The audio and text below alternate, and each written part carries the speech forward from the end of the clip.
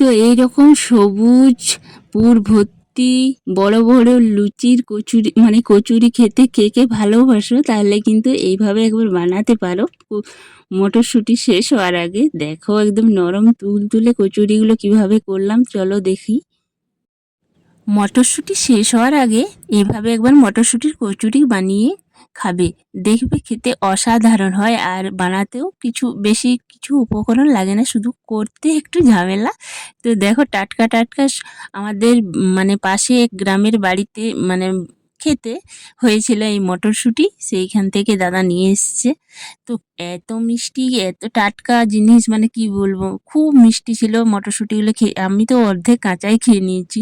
তো বৌদি আর আমি দুজনেই ছাড়িয়ে নিচ্ছি, ছোট বৌদি আর আমি। তো দেখো একদম সবুজ তাজা মটরশুঁটির কচুরি এইভাবে, আর খেতে দুর্দান্ত হয়েছিল। কিভাবে বানাচ্ছি তোমরা প্রথম থেকে শেষ অবধি রেসিপিটা দেখো। এই দেখো মটরশুঁটি ছাড়ার পরে আমি আদা কুচনো আর লঙ্কা কুচনো আর রসুন দিয়েছিলাম, তারপরে পেস্ট করে নিচ্ছে বৌদি। তারপরে এইখানে একটা লুচি যেভাবে ময়দাটা মাখা হয়, ময়দা আটা আর তেল নুন দিয়ে এই একটা ডো করে নিয়েছে।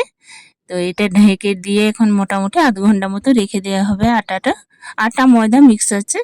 তো এইদিকে ছোট বৌদি মটরশুঁটিগুলো মানে মিক্সিতে বেটে নিচ্ছে। এই দেখো একসাথে আদা রসুন কাঁচা লঙ্কা নুন দিয়ে বেটে নিচ্ছে। দেখছো বাটাটা একদম সবুজ হয়েছে, একদম মানে টাটকা। তারপরে অল্প একটু চিনি দেওয়া হয়েছে। এবার কড়াই চাপিয়ে দেওয়া হয়েছে উনুনেই হবে যেহেতু।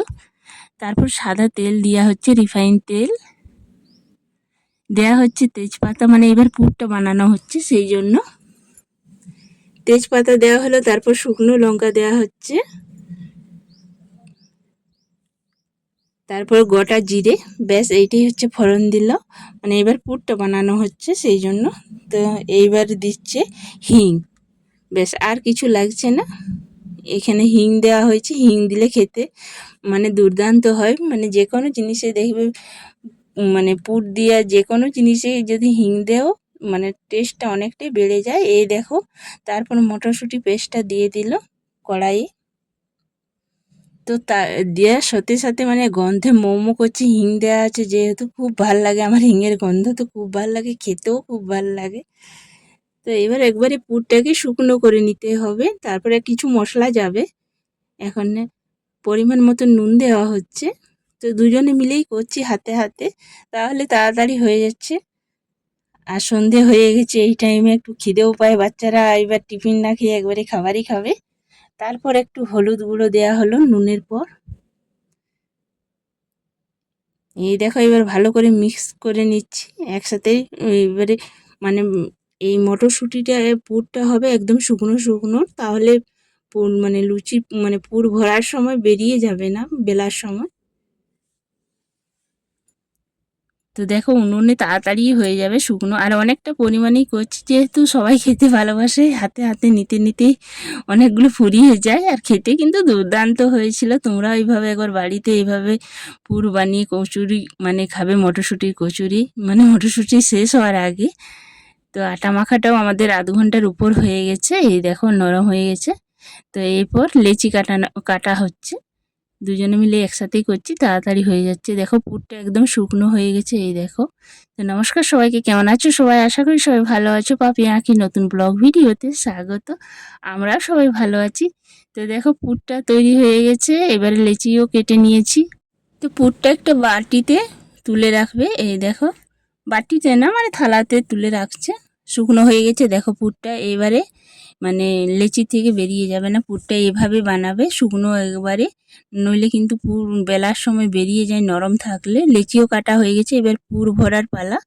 এবারে এই ছোট ছোট লেচিগুলোর ভিতরে পুর ভরতে হবে। তো কাকিমা বলছি, আমার ছোট বৌদি এই দেখো পুরটা ভরে নিচ্ছে, আমিও ভরছি। এখন একটু ভিডিও করে তোমাদেরকে দেখাচ্ছি যে মানে কতটা পরিমাণে দিয়ে পুরটা ভরছে, অথচ বেলার সময় একটু বেরিয়ে যাচ্ছে না। তোমরা দেখো, তোমরাও এইভাবে একবার বাড়িতে বানাবে আর আমাকে কমেন্ট করে জানাবে কেমন হয়েছিল। খেতে কিন্তু অসাধারণ হয়েছিল, কি বলবো এখনও মুখে লেগেই আছে।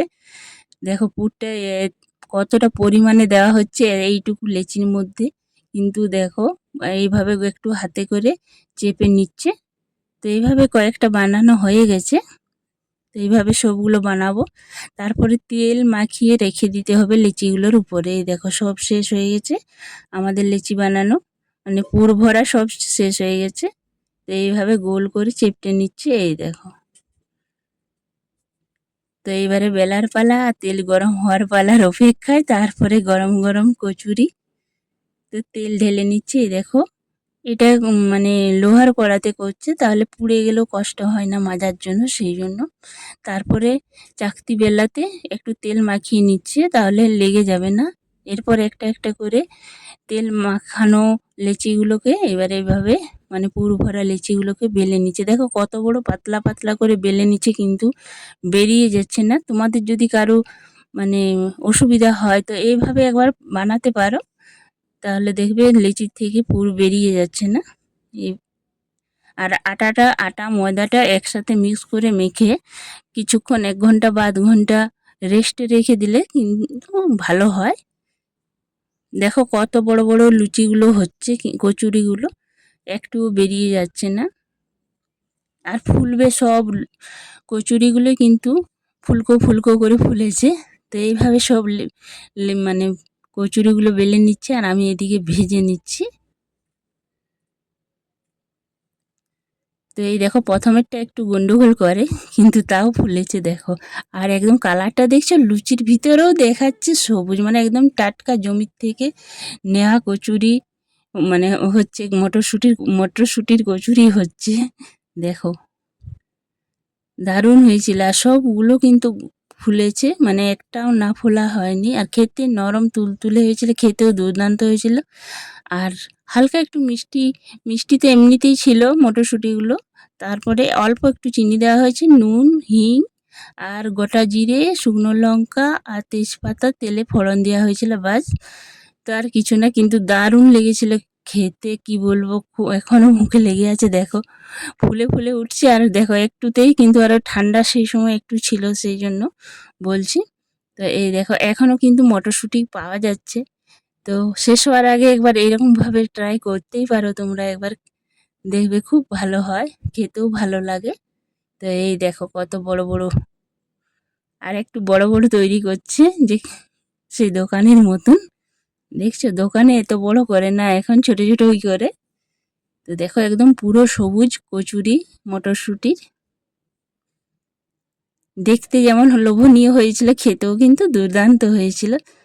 তো এইভাবে একবার বানাবে, দেখো পুর ভর্তি এই কচুরিটা, দেখতে পাচ্ছ একদম পুরোটাই পুর ভর্তি পাতলা কচুরি, মানে মটরশুঁটির, আর নরম তুলতুলে, দেখো ভেঙেও যায় না।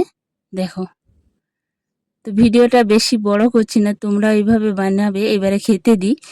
তো আমার বড় ছেলেকেই খেতে দিচ্ছি, এই যে ওর খিদে পেয়ে গেছে, আগে ওকেই দিলাম। তো ওর ওর খাওয়া দেখতে দেখতে ভিডিওটা মানে এখানেই শেষ করলাম। দেখা হবে আবার নতুন একটা ভিডিওতে। সবাই ভালো থেকো, আর আমার ভিডিওটা যদি ভালো লাগে তো অবশ্যই একটা লাইক করবে, কমেন্ট করবে, আর সাবস্ক্রাইব করো নতুন বন্ধুরা। দেখা হবে আরেকটা নতুন ভিডিওতে। সবাই ভালো থেকো।